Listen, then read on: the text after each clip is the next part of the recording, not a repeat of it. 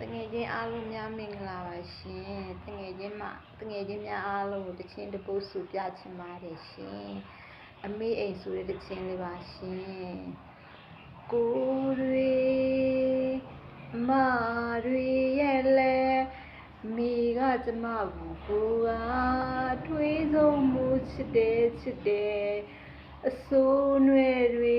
ရဲ့မိဘရဲ့ရိတ်မကွယ်ဘူဝင်းတော့ကားတွေလဲရှိခဲ့တော့ပါတယ်လူလောကလေးစောက်ကြမယ်လဲချစ်ရမယ်လူရှိပြန်တော့ဒူဒူလက်တွဲနှစ်ယောက်တည်းပြောတယ်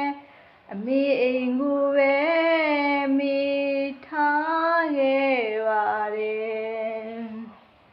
ယောကံ၍ဘဝမှာကျင်လဲຫນွေလက်ခီးလန်းလို့မောပန်းနွမ်းနေယောကံ၍ဘဝမှာကျင်လဲຫນွေလက်ခီးလန်းလို့မောပန်းနွမ်းလွယ်တိုင်ဝိုင်းနောက်ဖွဲ့နေတန်ရောစင်တွေချစ်ရတဲ့ခါများမှာဝဲ